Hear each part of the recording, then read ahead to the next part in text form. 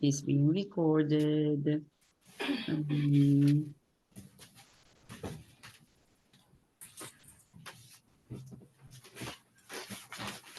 I don't see it now, but it's okay.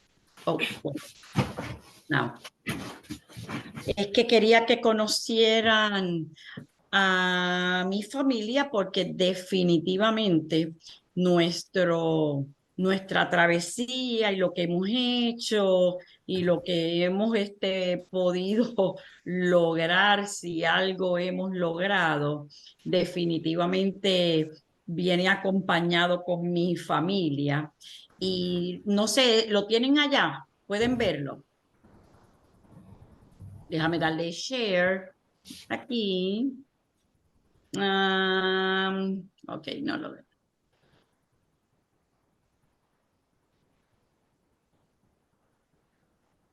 ¿Acaso pueden ver la foto? Sí, ahí vemos a usted Sí. y a su precioso esposo. Ay, pues eso mismo era. Eso mismo era. Pues aquí está mi esposo, el pastor José Pimentel. Definitivamente él ha sido, gran parte de mis logros ha sido porque él ha creído en mí, porque él siempre ha estado esforzándome para que yo continúe haciendo lo que es necesario hacer. Cuando yo he perdido las fuerzas, cuando he pensado que no vale la pena hacer nada, él estuvo ahí cerca para animarme, así que definitivamente tengo que dar el crédito, ¿verdad? Así que yo le agradezco al pastor José Pimentel, mi esposo. Hemos estado casados por ¿cuánto tiempo? 43 años de casados cumplimos nosotros. De Dios. Yes. Entonces, Dios nos bendijo con una familia muy linda. Ellos están todos sirviendo al Señor. La gloria sea para el Señor. Dios ha sido bueno. Pero aquí está mi hija mayor. Ella es Laura. Ella es la líder de ministerio musical acá en nuestra región. Su esposo Wilmer, él es un PhD, estuvo trabajando con el seminario, nuestro seminario pentecostal aquí, el PTS, y ahora hizo una transición y está trabajando con la Universidad en Kentucky, que se me fue el nombre de momento. Asbury, la Universidad de Asbury. Entonces, y él es un PhD en teología práctica también, que es lo que yo también tengo. Esta es mi nieta mayor, Kalani, que acaba de entrar a la Universidad Lee. Esta es mi segunda nieta mía y mi tercera nieta, Valeria. Entonces, así es que ellos son 5 y ahora recientemente no está aquí en esta foto, pero tengo que añadir porque tenemos un niño nuevo en esta familia de Laura y Wilmer, porque ellos están haciendo fostering de un varón que se llama Anthony y están haciéndolo con vías de adoptarlo. Así es que ya nosotros lo estamos contando como parte de nuestra familia porque todo se ve bien, tienen el ok, todo va corriendo bien, así que dentro de algún tiempo formalmente será adoptado, pero ya está viviendo con ellos.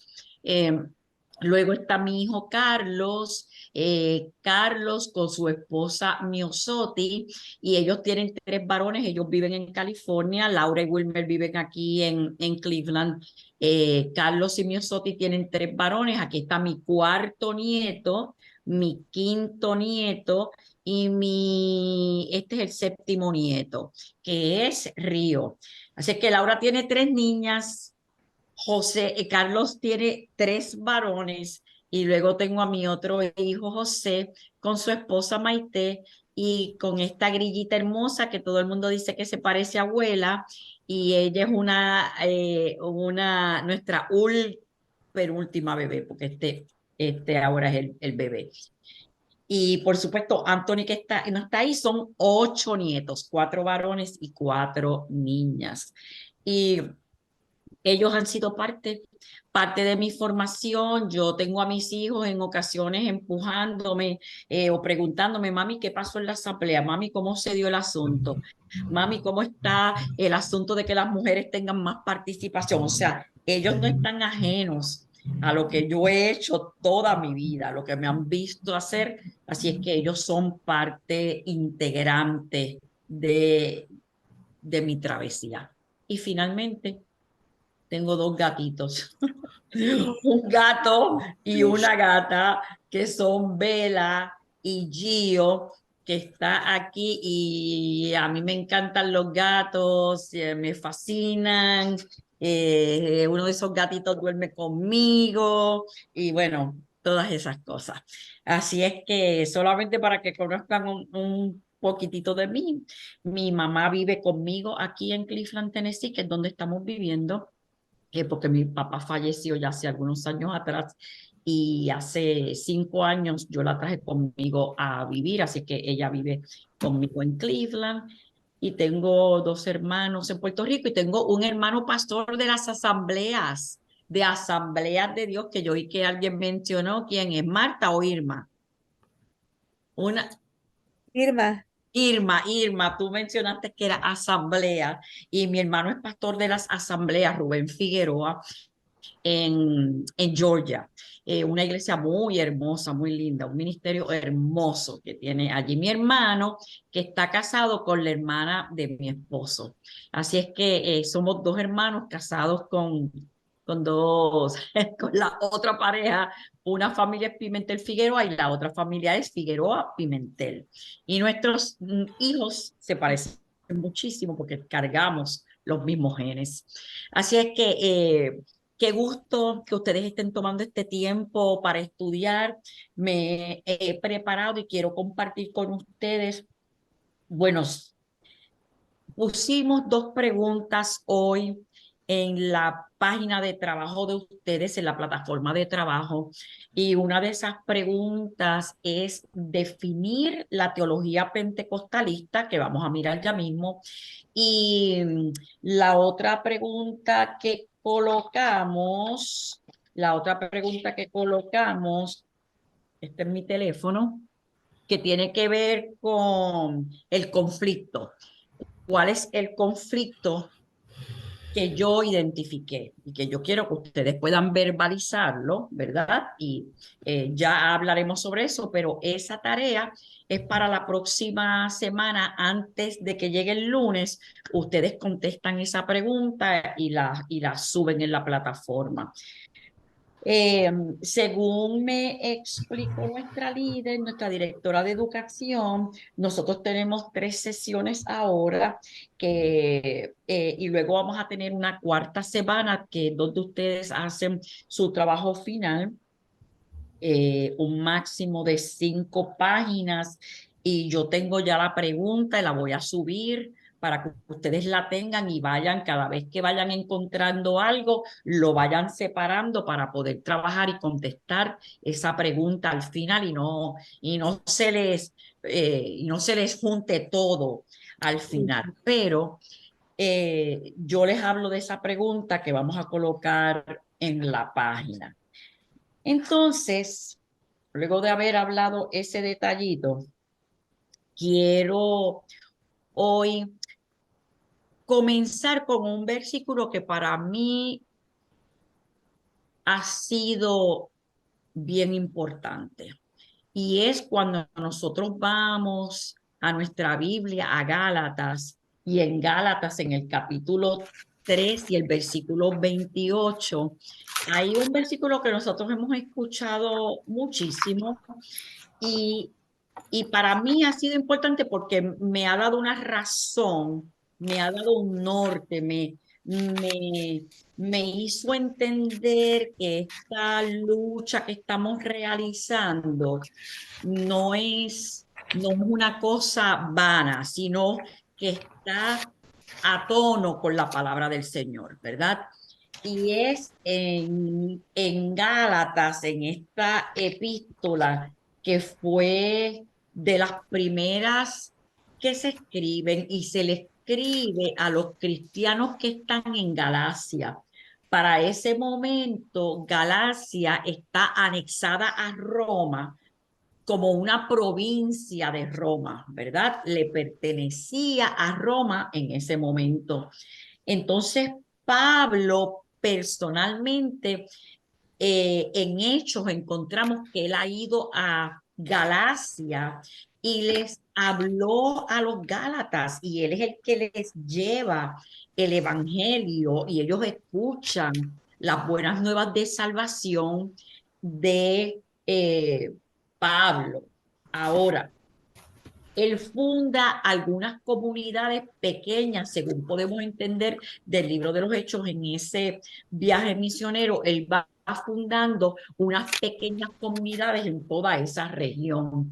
Y en su mayoría se entiende que son gente que venían del paganismo. Era gente que no había escuchado de Jesús el Salvador, vienen del paganismo, vienen de sus tradiciones, él les presenta el plan de salvación, ellos aceptan, pero cuando estamos estudiando la carta de Gálatas nos damos cuenta de cuán insistentemente Pablo les está hablando porque está corrigiendo y está tratando de detener una ola que se está levantando de judaizantes. Estos son creyentes que han salido del judaísmo y son creyentes, ¿verdad? Ya han aceptado el plan de salvación y aceptado a Jesús como el Salvador, pero todavía son judíos y cargan con muchas de sus tradiciones y de sus asuntos. Así es que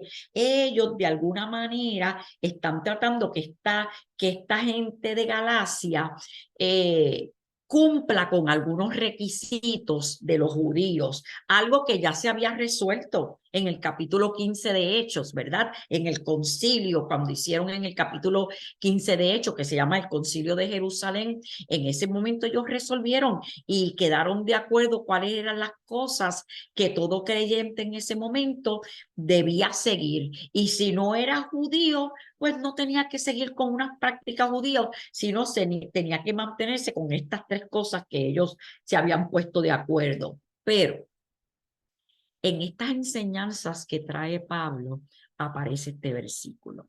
En Gálatas capítulo 3, versículo 28, donde dice la palabra del Señor, que ya no hay judío ni griego, ya no hay esclavo ni libre, ya no hay varón ni mujer, porque le dice él, todos ustedes son uno en Cristo Jesús. Y él aclara, está hablando, tú sabes, aquí hay unas diferencias que nosotros tenemos que echar a un lado ahora como creyentes, ¿verdad?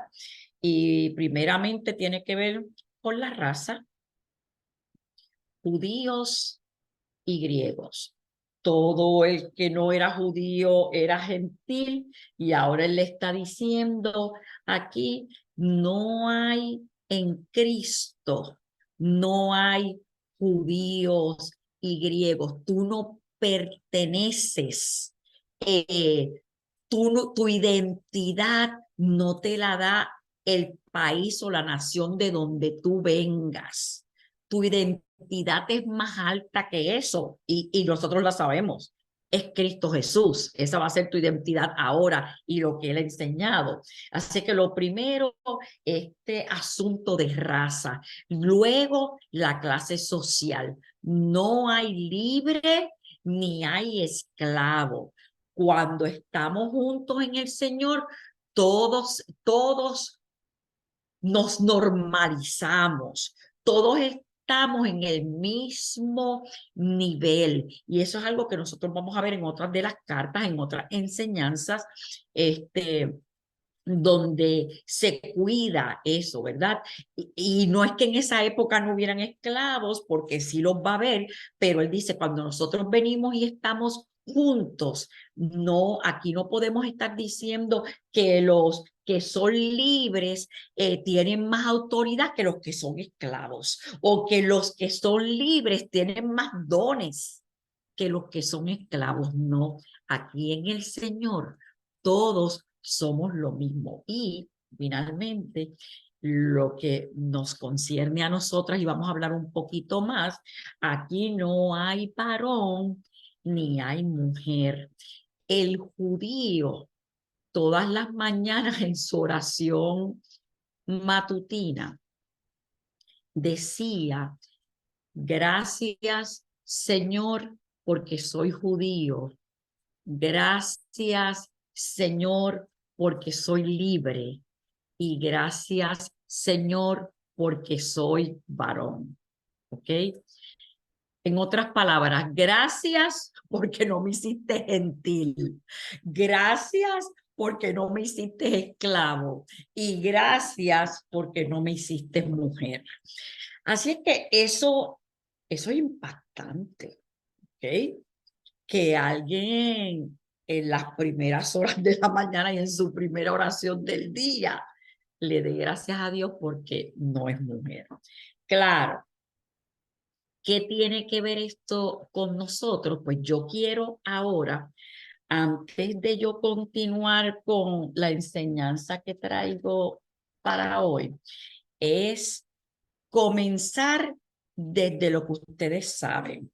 Yo voy a tomar aquí un minuto a cada una para que me diga algo que usted sabe acerca de la mujer, algo que usted sepa acerca del ministerio de la mujer, algo que usted sabe de la Biblia acerca de la mujer, algo que ya tú has formado en tu mente, algo que ya tú sabes que tú has levantado este pensamiento, te has hecho preguntas, te han contestado, o tal vez me quieras decir algo que tu concilio enseña en relación a la mujer, pero yo quiero escuchar a cada una de ustedes que me diga en un minuto algo. Y Irma, voy a empezar contigo porque eres la que tengo al lado mío. Así es que estoy poniendo aquí un watch, begin stop watch for everyone. Aquí lo tenemos. Irma. Bueno, actualmente, como estaba diciendo anteriormente, estoy leyendo el Antiguo Testamento y algo que me ha fijado mucho de la Biblia, especialmente el Antiguo Testamento, que siempre cuando habla algo negativo usan la mujer como metáfora. So, como estaba leyendo Ezequiel, ese libro que no me gustó mucho, que Yes. estaba diciendo que, ay, Israel, tú eres como una prostituta, ay, Israel, y porque tenía que ser femenina, porque no podía ser, porque hay prostitutos que son hombres y no entendía por ¿Correcto? qué. Y yo, pero ¿qué es esto? Y entonces está hablando de las partes de las mujeres, pero en negativo. Y yo, uy, ¿qué es esto? Jesús magnífica, con razón. Entonces estaba estudiando y entonces, lo dije anteriormente, pero estaba estudiando y muchos de las sinagogas, los que estaban ahí, no leían el libro de Ezequiel porque era completamente como controversial y tenía muchas cosas, pero bien negativas Ujú, contra la mujer. ujú. So, eso es lo que yo me he fijado. Muy bien, excelente. Eh, Otra vez y empiezo con Marta. Marta, dime en un minutito, ¿qué tú sabes sobre la mujer, la Biblia, el ministerio? Dime algo.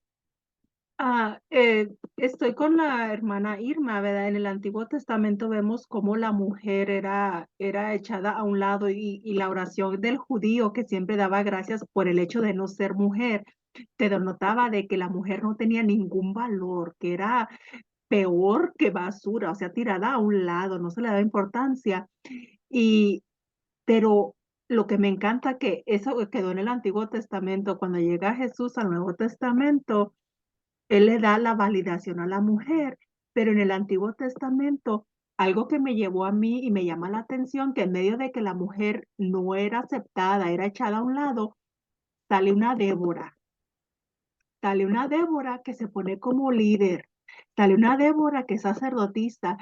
Y basado a esta Débora es que yo agarro mi fuerza y mi confianza. Hoy en día, cuando gente te dice, la mujer no debe de ser pastor, la mujer no puede liderar una iglesia, la mujer no puede decir eso. Dígame, en el Antiguo Testamento hubo mujeres que Dios les dio ese privilegio y Jesús en el Nuevo Testamento lo valida. Así es que yo valido lo que Jesús dice y yo sigo hacia adelante. Qué lindo, muy bien. Gracias, Marta. Hermana Griselda, vamos a ver si logró quitarle el mute al micrófono. Ahí, Griselda, creo que se lo quitaste. ¿Me escuchan? Ahora sí, yes. ¿Sí? Sí, te escuchamos. Ok. Pues, yo pienso que la mujer siempre ha sido, bueno, que es alguien muy importante porque pues todos vienen de una mujer y son educados y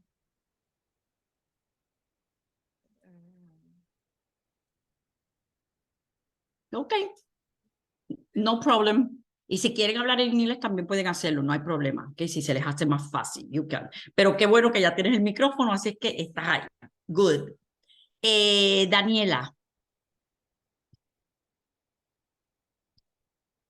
Okay, so we see different women in the Old Testament and New Yep. Testament, and we can see that they all have different purposes. Mhm. God created them for a different purpose. And we also see that God uses women in great and mighty ways, not Mhm. just men, but both men and women, because we were created in His image. And we also see in the New Testament that Jesus meets women right where they are in their moment of need. So that is something that I hold. Just like with the Samaritan woman and with the woman who was caught in adultery, Jesus is there to meet their needs, like right where they're at, to lift them up, and to forgive and to restore. So those are some of the things that I have in mind about Yep. women in ministry and how we can encourage each other, uplift each other, and learn from each other, and also fulfill our purpose that God has for each one of us. Okay, certainly. Perfect. Continuamos. Gracias, Daniela, con Areli. Areli, déjame reset here. Ajá, ¿qué nos puedes decir, Areli? Okay, so I guess it's maybe not a positive thing, but women as well in the professional world and professionally in church are a minority. And I feel like we have to try harder than men do to prove a point, because these are roles that have been held by men for so long, and it's just become a religion. So we just have to keep fighting to break the standards. Yes. Yes, excellent. Seems like we're always fighting, always pushing more and more just to prove ourselves. Luisa está por aquí. Luisa, ¿qué nos puedes decir? Luisa Hernández. Pues yo he estado leyendo el libro de Jueces donde habla de Débora y me ha ayudado mucho porque yo crecí en una iglesia donde la mujer la hacían mucho, como que la bajaban mucho, no participaba mucho. En sí veían como cuando una mujer llegaba como con el pelo corto, los hombres la malmiraban. Mi papá era muy machista y nunca nos dejaba usar un pantalón porque decía que éramos paganas, carnalas. Entonces, por el hecho de que, pues, yo no sé si estén de acuerdo conmigo, pero yo me acuerdo que antes predicaban mucho de Moisés, de Noé, de Pablo, pero no predicaban de las mujeres, porque no les convenía. Yep. No les convenía que las mujeres aprendiéramos para agarrar un liderazgo. Entonces yo crecí en eso, pero gracias a Dios que estas clases me han ayudado mucho y he aprendido que las mujeres también fuimos creadas para ser líderes. Y primeramente en nuestro hogar. Eso es lo que yo estoy aprendiendo. Excelente, Luisa. Esas experiencias nos marcan. Cuando empiezan a leer mi libro, se pueden dar cuenta que yo hablo sobre mi experiencia personal. Irma, ¿ibas a comentar algo? Estaba aplaudiendo a la hermana que estaba diciendo eso, que eso Ok, fue muy bien, impactante. aplaudiéndola. Muy bien, gracias. Entonces, Maggie, dinos algo de lo que tú entiendes acerca del Ministerio de la Mujer. Pues en el, bueno, se ve que todo era a los hombres, ¿verdad? Pero eso eran los hombres, porque Dios cuando necesitaba usar a alguien que fuera valiente y que se atreviera, pues usaba una mujer. Porque pues vemos a Débora, a Esther, lo que hizo Ruth y Noemí, y cuando se trata de algo que necesita una persona valiente, pues usa una mujer. Y, Interesante. y, y desde que he estado en la iglesia desde pequeña, siempre los maestros de niños son mujeres. Y pues porque tienen más paciencia, digo yo. So, Yes. desde el principio, pues Dios siempre ha usado a la mujer. Excelente, gracias Magdalena, gracias por esa observación. Realmente casi todas las maestras de niños son mujeres en nuestras iglesias. Alba. Oh, déjame reset. Ok, Alba. Sí. Pienso que en el Nuevo Testamento, bueno, el Antiguo y Nuevo Testamento, el Antiguo Testamento pues era, había mujeres líderes, porque sí habla de las profetas, de las mujeres que se usaban en el tabernáculo, puedo mencionar varias áreas donde había mujeres que servían en un ministerio, pero que no eran notorias. Ahora, en el Nuevo Testamento, el Señor también nos dice, en 2 Corintios 6:18 dice que todos venimos a ser hijos e hijas de Dios. Entonces yo entiendo que el Espíritu Santo en el cual fuimos sellados es el que nos da esa libertad, ese poder predicar, poder hacer cosas de las cuales nosotros creemos que a veces no somos posibles. No tenemos la posibilidad o no podemos desempeñarnos. Pero eso yo lo he tomado para mí. Cada vez que yo digo, el Espíritu Santo me ha hecho libre, el Espíritu Santo me da eso, yo lo puedo hacer, tengo el Espíritu Santo, no hay ni una diferencia. Incluso en el versículo que usted dijo, no hay diferencia ninguna. El Espíritu Santo que bautiza al varón es el Espíritu Santo que me bautiza a mí, el cual me empodera para hacer muchas cosas. Claro que todo bajo la guianza de la palabra de Dios y por supuesto del Espíritu Santo, pero al yo saber eso, con eso tengo suficiente. Yo sé que puedo. Me tengo que preparar, pero sé que puedo. Qué lindo. Amén. Qué lindo, Alba. Esa es la experiencia de las mujeres que yo entrevisté para mi trabajo doctoral. A lo mejor les cuento algo sobre eso. Iris Belardo. Iris, dinos. Sí, ok. Ya, lo que yo quería decir que a mí me impacta que yo veo mucho mujeres que son líderes en nuestra denominación, porque todavía hoy en día en muchas otras denominaciones no hay mujeres que son líderes. It's very, it's not common. And that makes me happy that I obeyed Holy Spirit to come into, because it was Holy Spirit that had guided me to the church that I'm at right now.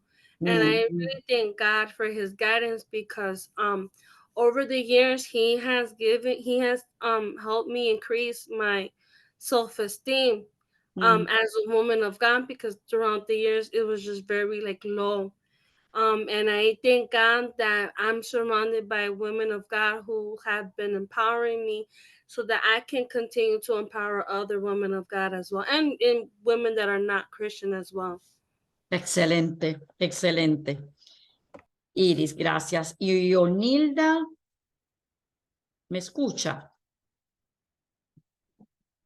Onilda, ¿estás ahí? Ok, lo dejo pendiente.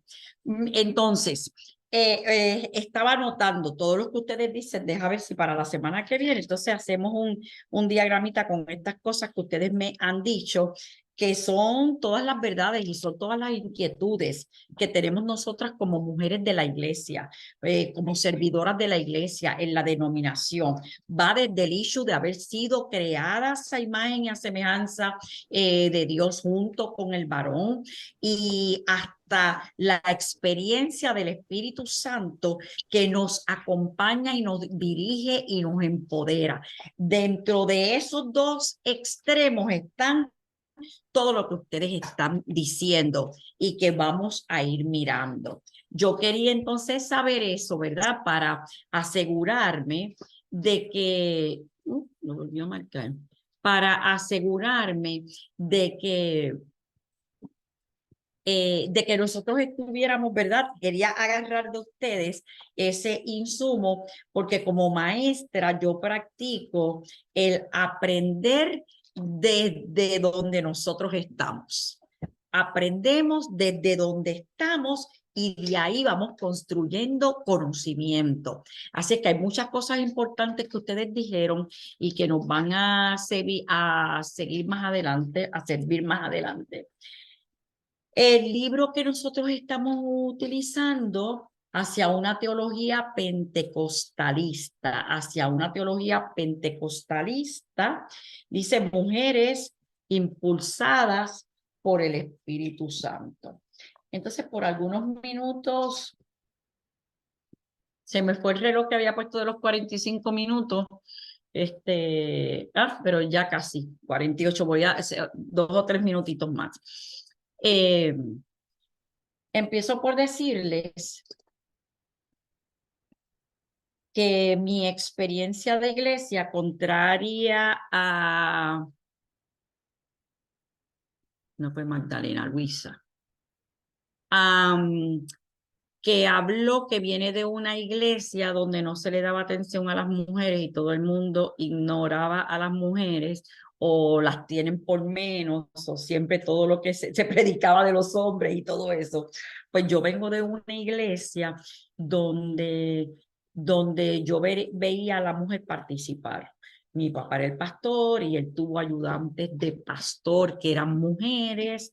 Había mujeres en el cuerpo de la iglesia, había líderes que eran mujeres, la líder del departamento de educación, la líder de las mujeres, por supuesto, una joven. Yo llegué a ser líder de la juventud y era una jovencita, pero había esa libertad donde en un sentido yo no me sentía que yo era menos que los hombres que están en la iglesia. Sin embargo, yo llego a la iglesia de Dios y aquí es el conflicto, ¿verdad? Que es una de las preguntas que yo les estoy haciendo hoy. ¿Cuál es el conflicto que yo descubrí, que para mí, ¿verdad? Me chocó. Yo llego entonces a la iglesia de Dios, Church of God, y me doy cuenta que las mujeres no están en igualdad de condición. Y me doy cuenta primero en las reuniones o las convenciones distritales, como les llamamos, ¿verdad? Donde se reúnen todos los ministros de la iglesia. Ahí es donde primero yo empiezo a darme cuenta como que esto es extraño, porque había pastoras, pero esas pastoras estaban sentadas atrás y los varones, los pastores, los ministros están sentados al frente. Y bueno, yo les estoy hablando posiblemente más 25 años atrás. Y entonces yo veo que hay unas discusiones y se están tomando decisiones, pero yo no escucho la voz de las mujeres en esa discusión. Las mujeres no están en la discusión. Yo noto que la voz de la mujer está ausente y se están decidiendo asuntos y en ese momento ellas podían votar, por lo menos en Puerto Rico, en la convención, si había algún issue que teníamos que decidir, yo sé que ellas podían votar porque yo veía cuando las manos se levantaban, pero yo no las escuchaba. Así es que yo empiezo, esa fue la primera bandera que se levantó, que yo dije, aquí hay algo que es extraño para mí, yo no reconozco esto y yo vengo de una tradición pentecostal, pero no me hace sentido. Así es que ese fue mi primer choque. That was my first real shock with the Church of God. In terms of women ministry, en términos del ministerio de la mujer, and also in terms of women leadership, y también en relación al liderazgo de la mujer. Porque aquí vamos a empezar a establecer dos cosas. Aquí hay dos rutas: ministerio de la mujer y el liderazgo de la mujer. ¿Okay? Bien, así es que yo empiezo a darme cuenta de eso y empiezo a preguntar aquí y allá. Luego, nuestro pastor de la Iglesia de Dios nos invita a una convención mundial, a General Assembly.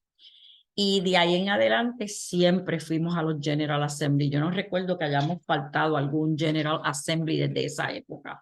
Así es que empecé a conocer la iglesia más de cerca, más de adentro, su estructura, y aprendí.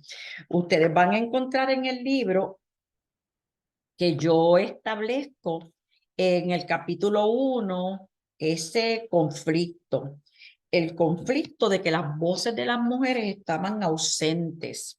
Y entonces yo aprendo en ese tiempo que hay diferentes niveles de credenciales para los ministros de la iglesia.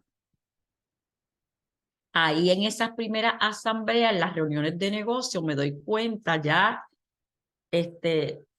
cuán separados, el abismo que existe. El abismo que existe. Los hombres están, los ministros ordenados en ese tiempo, ahora obispos ordenados, están sentados al frente. Hay ujieres que no permiten a las mujeres pasar hacia allá. Hay unas divisiones, ¿verdad? Con las cuerdas para que las mujeres no pasemos para allá. ¿Cuántas de ustedes han estado en una asamblea mundial? Ok, muy bien. ¿Saben de lo que estoy hablando? Correcto. Entonces, ahí en la primera fila, detrás de esos ministros, obispos ordenados ahora, perdón, detrás de esos obispos ordenados, ahí en la primera fila o en la segunda, yo estaba sentada. Porque yo vengo de discutir, mi papá enseñaba leyes parlamentarias y yo aprendí leyes de, ¿sabes? Pedir permiso para hablar y dirigirse al presidente. En ese caso, si hay algo que yo tenía que obligatoriamente exigir que mi voz se oyera, pues voy a llamar a un asunto, privilegio personal, point of privilege o alguna cosa de esas que todos esos obispos usan con una naturalidad, y las mujeres, nada, no sabemos cómo eso sucede, cómo se dan esos resultados, cómo se toman esas decisiones. Así es que me doy cuenta y aprendí. Hay 3 niveles. Para nosotras las mujeres solamente podemos llegar a 2 niveles. Nosotras podemos ser exhortadoras y nosotras podemos ser ministros ordenadas o ministras ordenadas. Nosotras no podemos ser obispos o obispas. Tercera credencial. Podemos tener la primera y la segunda, pero no podemos aspirar, no podemos desear, no podemos ni siquiera pensar en tomar el examen para llegar a esa posición. Así es que la estructura de la iglesia dice, ustedes llegan hasta aquí. Entonces, me detengo ahí un momento porque una de ustedes comentó que estamos felices, que estamos en esta iglesia y estoy totalmente de acuerdo. Esta es la iglesia que nosotras amamos. Esta es la iglesia donde muchas de ustedes han nacido en ella. Yo no nací en ella, pero yo llevo ya más de 30 años, si no más, en la iglesia de Dios. Así es que mi desarrollo ministerial y todo eso ha sido en la iglesia de Dios. La iglesia de Dios es la que me permite y me invita a pastorear con mi esposo. Porque cuando el obispo nos instaló a los dos en esa congregación. ¿Verdad? Pero hay gente que está, voy a usar esa palabra, pero no quiero decir otra cosa que no sea lo que quiero decir. Hay gente que está peor que nosotros. Hay iglesias que están peor que nosotros. Pues las iglesias bautistas más conservadoras dicen que las mujeres ni siquiera pueden enseñar a los niños mayores de 12 años. Lo más que puedes aspirar es a ser una maestra de niños. Fuera de ahí, tú no puedes subir. La iglesia católica no permite la ordenación al sacerdocio de las mujeres, mientras que nosotras sí podemos ser pastoras en las iglesias. De hecho, bien interesante que escuché las noticias hace como 2 semanas atrás, que el caucus de la iglesia católica, el obispo, el papa, llamó a una reunión en esta ocasión donde hubieron mujeres y las mujeres que fueron invitadas tenían derecho a voz y a voto. Fue una directriz que él dio, él quería auscultar y están trabajando el asunto de las mujeres en el sacerdocio y están trabajando el asunto de la homosexualidad, cómo la iglesia iba a atender el asunto de la homosexualidad y algunos otros issues, pero me pareció sumamente interesante que las mujeres a las que invitaron a esa reunión tenían derecho a voz y voto.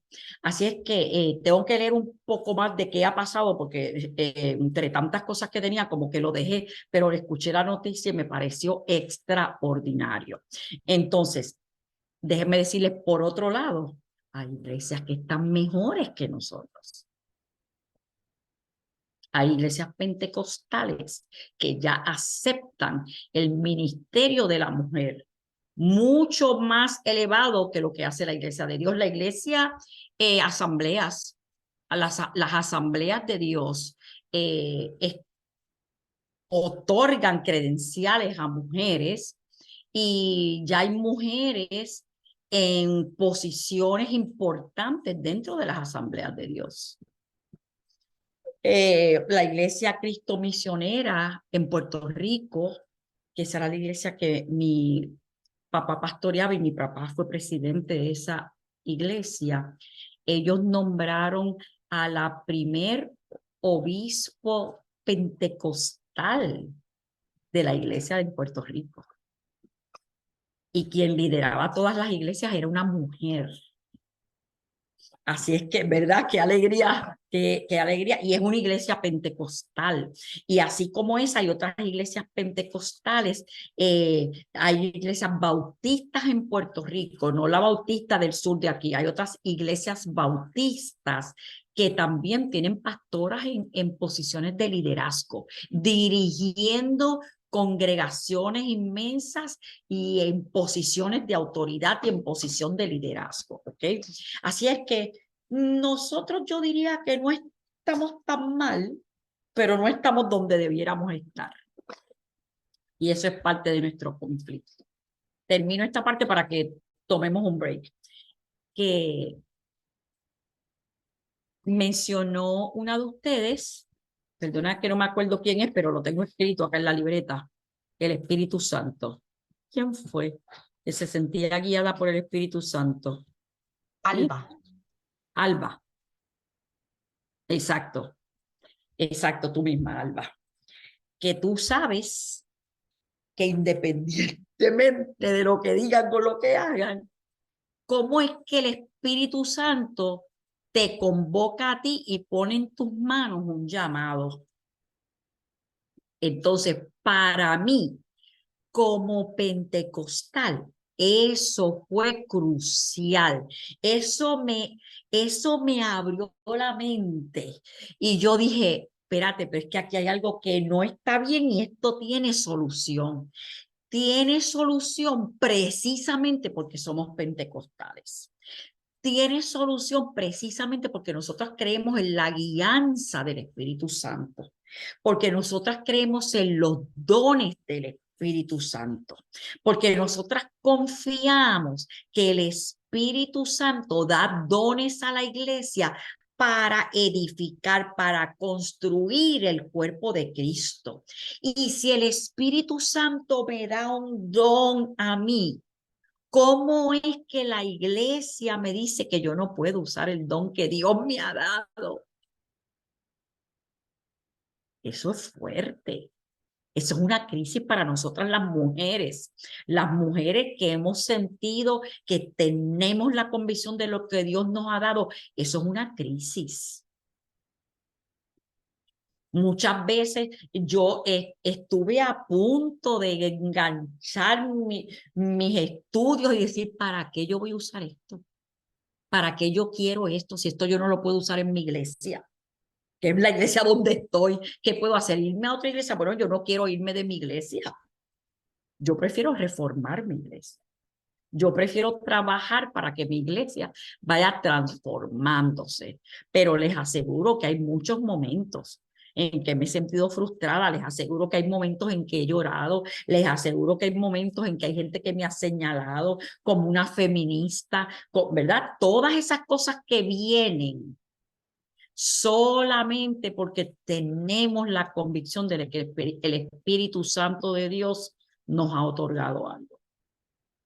Y entonces nuestra neumatología pentecostal, o sea, el estudio del Espíritu Santo, cómo nosotros los pentecostales entendemos al Espíritu Santo. Bueno, ahí nuestros líderes tienen un problema bien serio. Y según las mujeres vayan hablando y contando sus historias y diciendo lo que pensamos, el problema se hace más tenso, porque la verdad bíblica está ahí y eso no lo quita nadie. Y la Biblia habla de dones en diferentes porciones bíblicas, específicamente 4 o 5 porciones bíblicas, y dentro de esos dones, dones espirituales y dones de administración y dones de muchas clases. El que hable, dice la Biblia en Primera de Pedro, el que tiene que hablar, que hable bien. Dice, el que vaya a usar su don, dice, úselo bien. Dice, si tú tienes el don para ayudar, hazlo con ligereza, con presteza. Si tú tienes el don para presidir, preside. Si tú tienes el don de administrar, administra con sabiduría. Si tú tienes el don de dar, da con alegría. Si tienes el don de sanidad, si tienes el don de profecía, o sea, todos los dones en la Biblia, de todas las lecturas bíblicas que podemos encontrar, en ninguna de ellas dice que esos dones son solamente para los hombres. Se entiende que es para todos, que no haya judío ni griego, ni libre ni esclavo, ni mujer ni hombre, porque todos hemos sido llamados por Cristo. Así es que hacemos un break, Michelle, 10 minutos. ¿Is that okay? 10? Ok, 10 minutitos, Perfect. 10 minutitos y regresamos.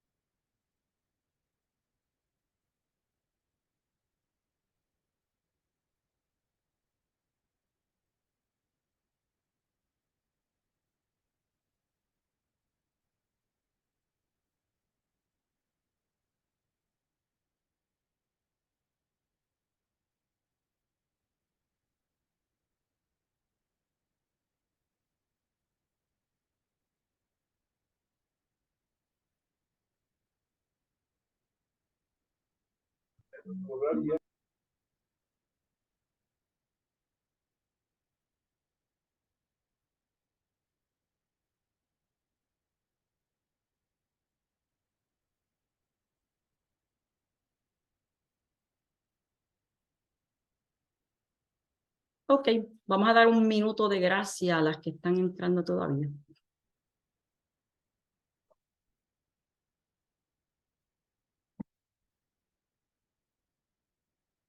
Muy bien. Ya hablé del conflicto. La otra pregunta que ustedes tienen para trabajar esta semana tiene que ver con definir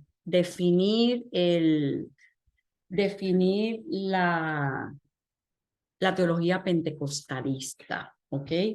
Definir la teología pentecostalista. Un segundo. En el libro, en la página 28, en el libro en español, en la página 28, hay algo de esa definición. Pero les hablo. La manera que yo enfrenté este conflicto fue a través de la teología pastoral práctica y a través de las teologías feministas, teologías de las mujeres. Hay teologías de las mujeres que son más radicales y hay teologías de las mujeres que son muy lindas. Y usando esas dos ramas, la teología pastoral práctica y la teología feminista, mejor le decimos teología de las mujeres. Entonces yo empecé a elaborar y a pensar y a construir. Y el uso de esas teologías es tema para nuestra próxima clase, porque ese es el segundo capítulo del libro. Pero la teología pentecostalista yo la definí como la forma en que las mujeres pentecostales hispanas entienden a Dios. Teología pentecostalista es la forma, la manera en que las mujeres pentecostales hispanas entendemos a Dios. Tengo que definirlo bien, ¿verdad? Porque yo no puedo hablar por todas las mujeres cristianas. Yo puedo hablar partiendo de mi propia experiencia, que es una experiencia de tradición pentecostal, ¿verdad? Es una tradición que la entiendo desde mi hispanidad. Y eso va a ser diferente a otras mujeres, a otros grupos que no son hispanos. Así es que yo entiendo a Dios desde ahí, de mi pentecostalidad, desde mi hispanidad y si podemos decir hasta de mi propio contexto cultural que es el puertorriqueño, ¿verdad? Y yo entiendo a Dios y me pregunto cosas acerca de Dios, entonces trato de contestarlas usando la teología pastoral práctica y trato de contestarla utilizando las teologías de las mujeres. Ahora, esta teología pentecostalista, yo hablo en el libro algo que ustedes deben aprender y es que hay un teólogo, Bernardo Campos, y él dio a conocer el concepto de pentecostalidad, ¿verdad?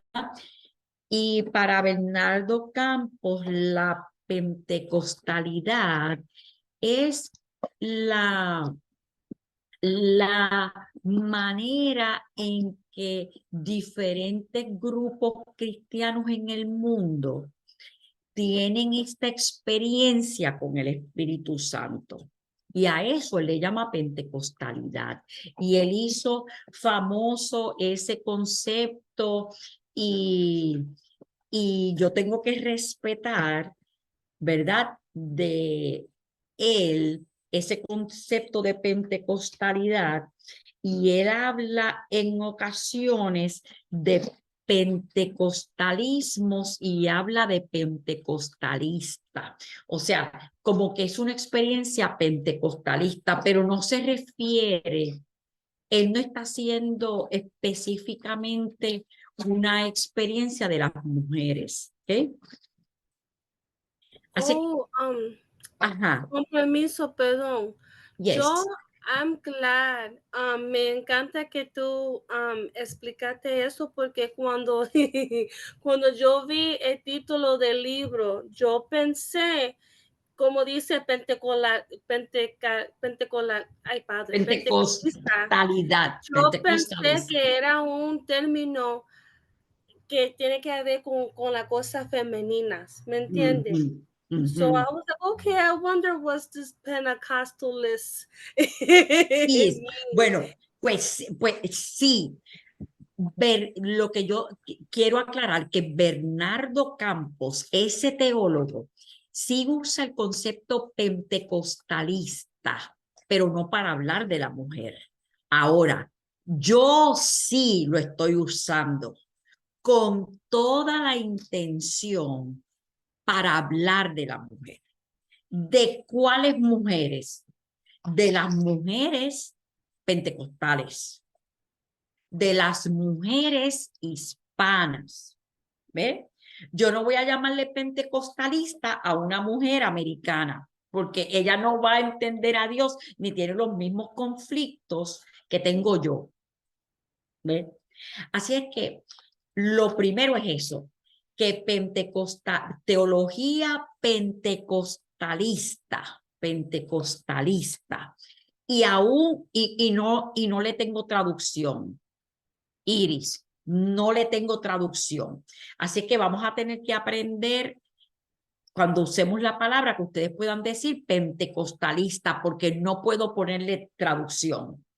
Porque si no entraría en otros términos de cosas que hablan, pero como yo quiero hablar de la mujer pentecostal y de la mujer hispana, voy a usar un término en español y es pentecostalista.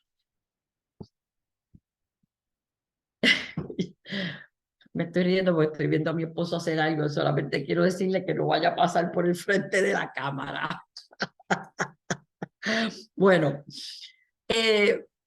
así que eso, ¿verdad? Lo definimos así primero, esa experiencia de la mujer pentecostal, hispana, así es que yo hablo de esa teología pentecostalista. ¿Qué más yo le puedo decir de esa teología pentecostalista? Esa teología tiene unos elementos y el trabajo final tiene que ver con esto, ¿ok? Tiene que ver con unos elementos y la tercera clase, tal vez ahí vamos a hablar mucho sobre eso.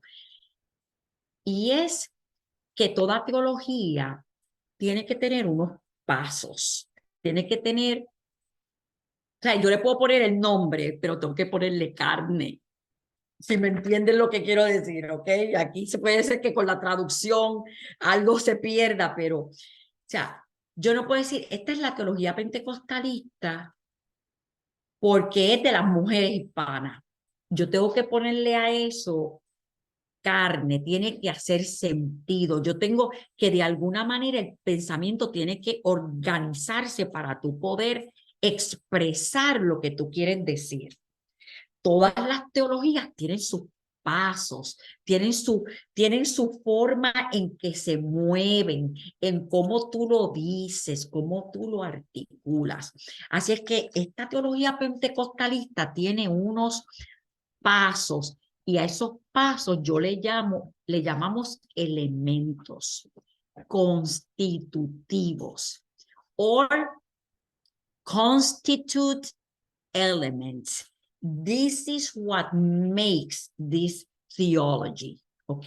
Esto es lo que hace esta teología. Esto es lo que la forma. Esto fue lo que yo fui poniéndole poquito a poquito, poniéndole por aquí, poniendo por allá. Pero lo primero es la tarea. La teología pentecostalista tiene una tarea.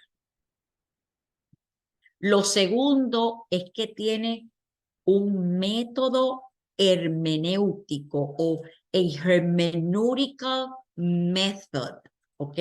El hermeneutical method es estos pasos en que tú también vas entendiendo y vas explicando y después vamos a hablar de eso. Estoy hablando primero lo más grande para después ir descomponiéndolo. Así que lo primero es la tarea, lo segundo es el método hermenéutico y lo último son los interlocutores. Yo no hablo esto sola. Yo quiero invitar a que más personas hablen conmigo y hablen de lo que yo estoy hablando. ¿Ok? Interlocutores. ¿Qué será a good translation for that, Micheline? Interlocutores, los que hablan, hay que buscar. It's loudspeakers. It's one of these loudspeakers. No. Yeah, deme un tiempito para buscarle una buena. Yo también puedo buscarla, like it has to be like common speakers. We have to be able to speak to one another. Y a eso es que me refiero con interlocutores, because we are talking together. I'm not talking just to be outside. I want to intercommunicate. ¿Ok? Intercomunicarnos. Y por eso es que lo tercero de la teología pentecostalista son los interlocutores. Ahora, vamos a hablar de esto después, pero una preguntita nada más. ¿Cuál ustedes piensan que es la tarea? Que es el primer paso. ¿Cuál ustedes creen que es la tarea de la teología pentecostalista? ¿Quién quiere intentar decir algo? Aunque esté mal. Si está mal, pues yo le digo, no, eso no es. ¿Qué ustedes creen que, cuál es la meta? ¿Cuál es la tarea de nuestra teología pentecostalista? A mí que es para liberar. Para liberar, yes, tiene que ver con eso. Para liberar, ¿alguien más? Sanidad. Para sanar, en el proceso, eso se va a dar. Empower. Empoderar, yes, that will be there, empowerment, es eso. Y nosotros vamos a mirarlo. La próxima semana hablaremos ¿verdad? De esas cosas, porque tienen que entender, cuando entremos en el meollo de lo que es cada una de esas cosas, ustedes van a ir entendiendo lo que yo quiero decir.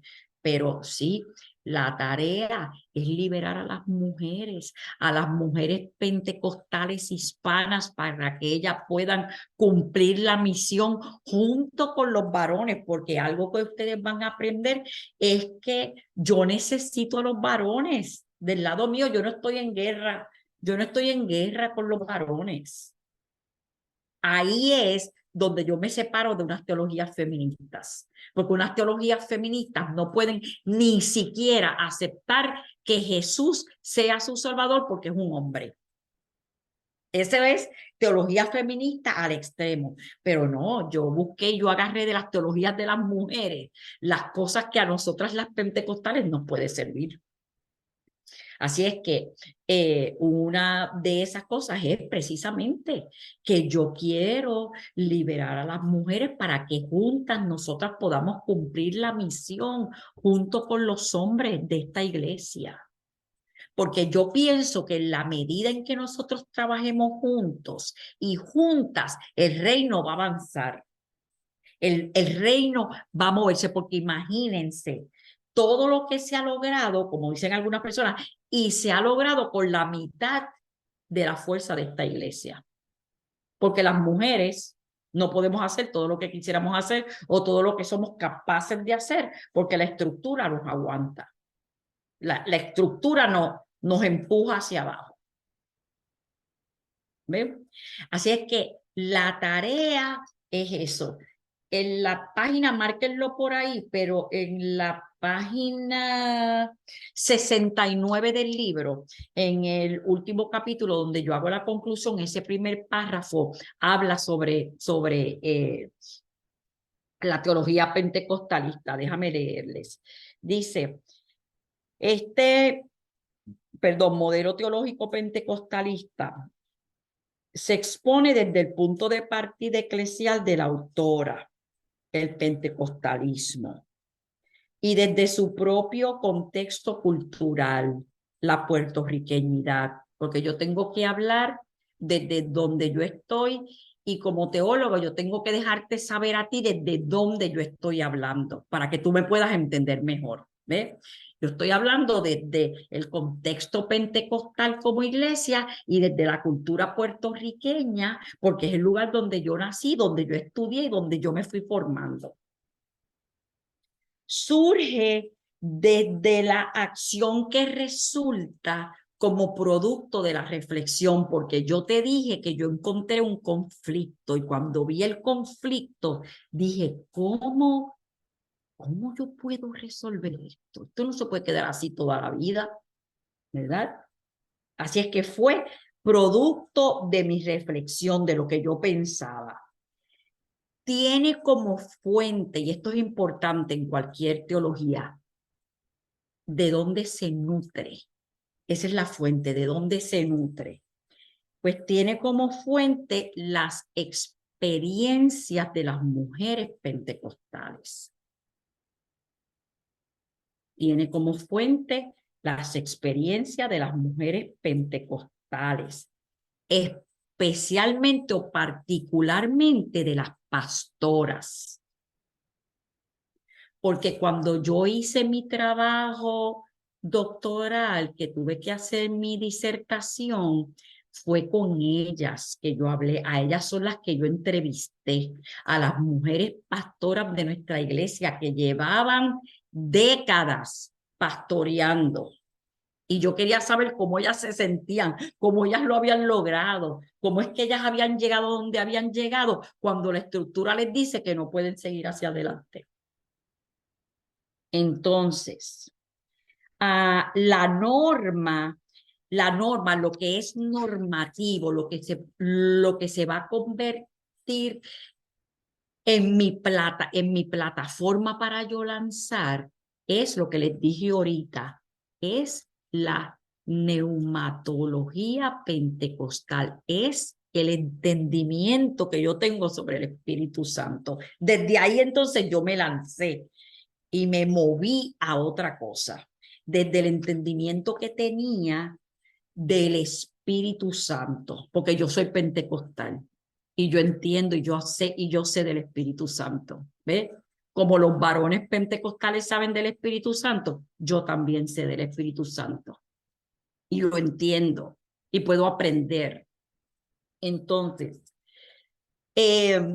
la meta es la liberación de toda discriminación y de toda desigualdad de las mujeres en alianza con los varones de la iglesia, porque no podemos hacerlo solas, para construir una iglesia más justa para las próximas generaciones. Dentro de mis nietos, yo tengo 4 mujeres, 4 nietas. ¿Qué iglesia yo le voy a dejar si no resolvemos esto? Le va a pasar tal vez como a muchas mujeres que yo estoy segura que ustedes conocen, mujeres que se han ido de esta iglesia porque no pueden más. ¿Ve? Entonces, yo quiero dejar una iglesia más justa para las generaciones que vienen detrás de nosotros. Porque las generaciones que vienen no son igual que como nosotras somos o como eran nuestras mamás o nuestras abuelitas. A nosotros nos decían algo o a nuestras madres les decían algo y ellas lo aceptaban y punto, eso era y ya. Las generaciones que vienen detrás de nosotros preguntan todo, tienen dudas y dicen, no puedo hacer lo que entiendo que Dios me llama a hacer dentro de esta iglesia, pues no hay problema, yo me voy a otra. Así. Nosotras somos más leales y aprendimos la lealtad como un factor y por eso nos da trabajo abandonar la iglesia. Pero las generaciones que vienen detrás de nosotros dicen, yo no voy a estar peleando con esta gente. Yo no, I'm not going to be fighting with these people. I have too much to do. Let me go somewhere else where I can do what the Lord has called me to do. ¿Ok? Y yo entiendo que eso es importante porque eso va a ayudar, como les dije, a la expansión del reino de Dios en la medida en que nosotras laboremos juntos. Y ahorita dije la mitad de la iglesia, que tal vez sin la ayuda de la mitad de la iglesia, pero es más de la mitad de la iglesia en todos los sitios. Está comprobado que las mujeres son más que los hombres. En las iglesias hay más mujeres que hombres. En la membresía de la iglesia hay más mujeres. En la membresía que ya llegamos a 8 millones, un poco más, 9 millones, hay más mujeres que hombres. Así es que, tú sabes, la iglesia ha estado trabajando y haciendo las cosas extraordinarias que hace. Pero para este último empuje antes de que Cristo venga, nosotras tenemos que ser parte de lo que está pasando. Porque la gente tiene que ver justicia. Y para que haya justicia tiene que haber paz. Si no hay paz en la iglesia, no puede haber justicia. Entonces la iglesia tiene que enseñar y tiene que mostrar justicia.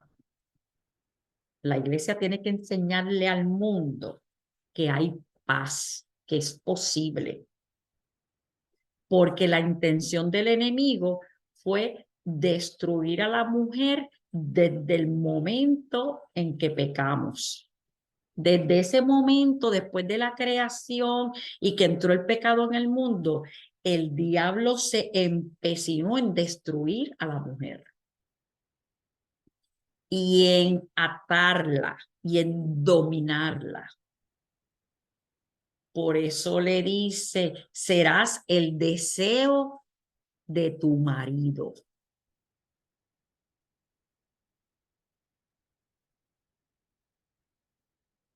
Siempre va a haber alguien encima de nosotros. Entonces, esa no es la relación que existía antes del pecado, cuando Dios crea al principio al hombre y a la mujer, que están en igualdad de condiciones. Vayan los dos y enseñoreen, atiendan esto, hagan todo lo que tengan que hacer, trabajen juntos. Y así ellos andaban por allí felices los dos. Yo dudo que Adán alguna vez le haya dicho a ella que no hiciera algo a Eva. Sí, yo pienso que si Eva quería hacer algo, estoy hablando de cosas productivas, ¿verdad? Si ella quería nombrar un árbol, lo nombraba. Ella tenía la capacidad para hacerlo. Qué cosa, ¿verdad? Y nosotros sabemos que la Biblia establece y dice, tú sabes, el asunto de la mujer. Y dice, yo te voy, ¿cómo es que dice? Te heriré, yo lo heriré en el calcañar. Se me fue de la mente lo que dice exactamente, pero es la sentencia de Satanás para la mujer. Desde ahí parte la enemistad. Eso es lo que dice, tendré enemistad entre tú y yo. Le declaró la guerra a la mujer porque él sabía la capacidad que tenía la mujer. Entonces, nosotros vamos a seguir hablando la semana que viene Entonces vamos al capítulo 2, donde yo les voy a hablar de la teología pastoral práctica y de algunas teologías de las mujeres. Y esta última parte de la clase, tal vez quedó mencionarles que la iglesia de Dios no siempre fue como es ahora. En la primera asamblea, 1906. La iglesia de Dios, Cleveland, Tennessee, comienza en 1886 en Carolina del Norte. Entonces, en ese momento se llama Iglesia de Unión Cristiana y el primer líder es Sperling. Pero en el 1906 es la primera asamblea, en el 1907, esa es la segunda asamblea de la iglesia. Dice el historiador Charles Cohn que las mujeres tienen participación en esa asamblea. Y hay registros de las mujeres hablando, porque esto es historia, así que si usted va a los documentos históricos de la iglesia, ustedes pueden ver la asamblea de 1907, quiénes hablaron, qué discutieron, qué dijeron, dónde la hicieron, todo eso, ¿verdad? Es algo que usted puede conseguir, no es algo que no lo estamos inventando. Así que en el 1907, en esa segunda asamblea, está la voz de la mujer presente. Y en el 1909, 2 años después, empezaron algunas dificultades. Así es que en 1906 fue la primera, debía haber habido participación de las mujeres y de hecho cuando se forma la Unión Cristiana hay una foto de esa formación de la iglesia en sus comienzos y en esa foto hay más mujeres que hombres en el grupo original, en el grupo ejecutivo. Hay como 6 mujeres y 5 hombres y esos son los que toman las decisiones. Esto es el primer grupo. 1907 en la asamblea, segunda asamblea, las mujeres hablan. 1908, porque ahí las asambleas eran cada año. 1909 ya hubo unas dificultades. 1936, 30 años después, exactamente 30 años después. 1936 dicen que las mujeres pueden ser pastoras, pero en ese momento ya no pueden bautizar, ya no pueden casar, no pueden hacer Santa Cena, no pueden celebrar matrimonios, ya les dije, bautizar, no pueden dirigir conferencias de negocio, eso es 1936. No pueden administrar los sacramentos, o sea que no pueden bautizar ni pueden dar Santa Cena. Y dice, y no pueden usurpar la autoridad del hombre. 1936. Así que se tomaron algunos añitos, pero sucedió eso. Y en el 1964, ya yo tenía 3 años. No puedo creerlo. 1964. Establecen el Departamento de Mujeres. Oficialmente, por primera vez. Las mujeres tienen una líder. Y eso sucede en el 1964, desde la fundación de la iglesia, 1886. En 1966 trabajaron con eliminar la discriminación racial, el problema entre blancos y negros. Y eso fue en 1966, justo al mismo tiempo de los derechos civiles y Martin Luther King y toda esa gente. La iglesia también está trabajando con erradicar la discriminación. Cuando hablo de la iglesia, estoy hablando de nosotros, la iglesia de Dios, no sé otros, pero la iglesia de Dios.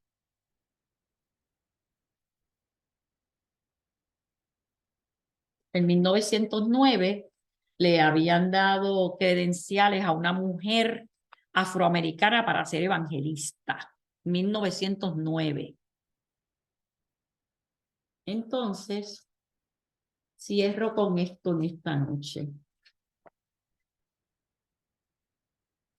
Dios bendiga a Tomlinson, líder de esta iglesia en los primeros años, porque fue obispo de la iglesia o líder de la iglesia por muchos años. Pero fue precisamente él el que tuvo que ver con este asunto de que nosotras no tuviéramos participación hoy.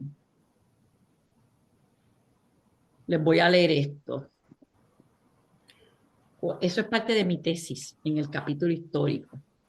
Cuando se estudia la historia de la Iglesia de Dios, se descubre cuándo fue que finalmente la Iglesia cambió su postura en cuanto a la participación de las mujeres en asuntos de gobierno de la Iglesia.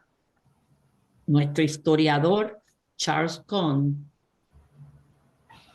dice que en la asamblea del 1909, ya con la presencia de 12 congregaciones, el tema de las mujeres ministros fue discutido y se decidió que se les permitiera predicar y tener certificados de ministros en esa época, pero que no fueran ordenadas. 1909. Y en 1913, Tomlinson, el principal líder de la Church of God, de la Iglesia de Dios, declaró que la iglesia significaba gobierno. El gobierno de Cristo. Este gobierno, él lo entendió desde la perspectiva del gobierno estadounidense. Oigan bien esto para que sepan cómo se forman los conceptos.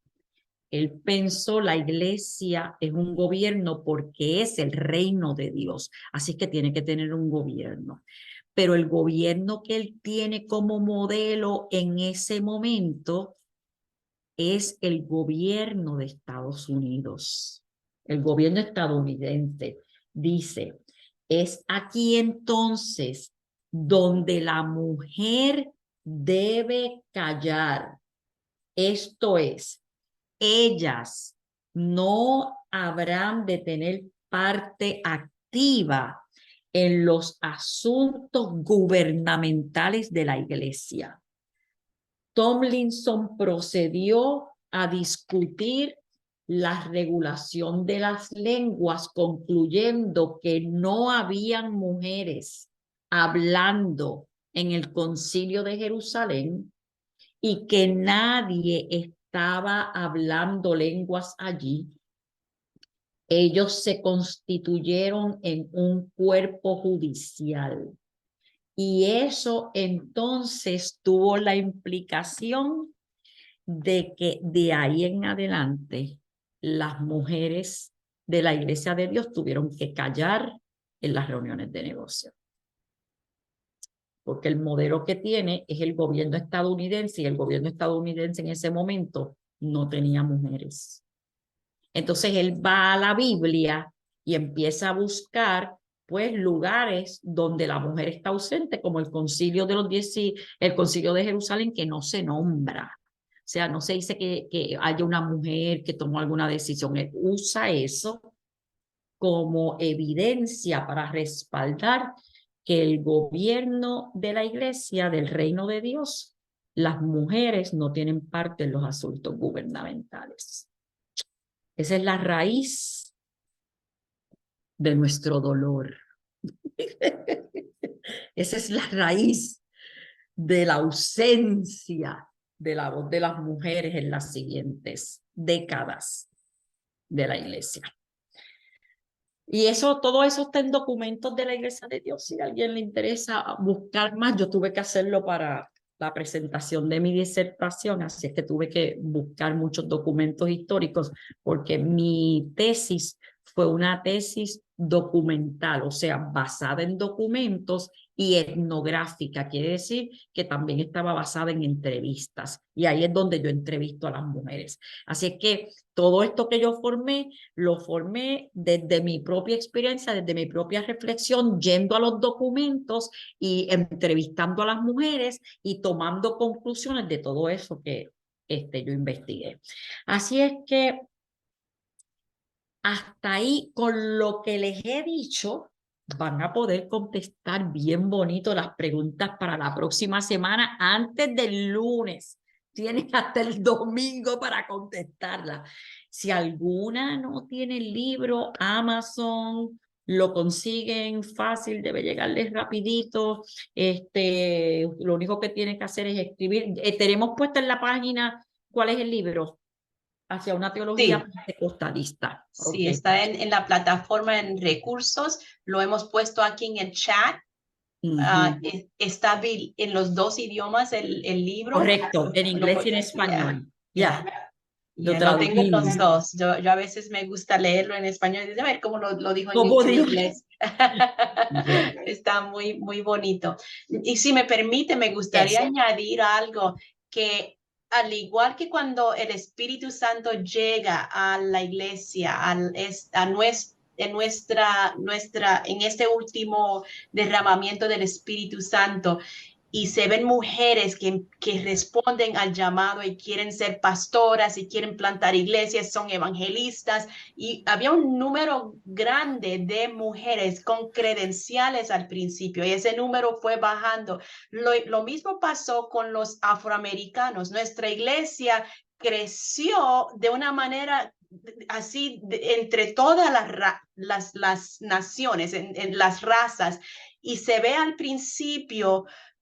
Vemos fotos de la iglesia en Azusa, en un año cuando un moreno no se podía sentar en la mesa a comer con un blanco, los vemos tomándose fotos y los vemos adorando juntos, pero la cultura americana les fue poniendo presión, donde empezaron a cambiar las reglas y vemos que los mismos africanos o afroamericanos que estaban al principio fueron saliendo porque los van menospreciando, empiezan a usar las mismas tácticas de la cultura, lo mismo que han hecho con las hermanas. Exactamente, exactamente. Uno puede ver eso, esa división y esos líderes del comienzo de Azusa tienen que salir porque dicen nosotros no podemos participar de este pensamiento. Esto no es lo que hemos visto en la experiencia, porque ellos habían visto el Espíritu Santo que venía y caía sobre todos, mujeres, hombres, niños, negros, blancos, irlandeses, de toda clase.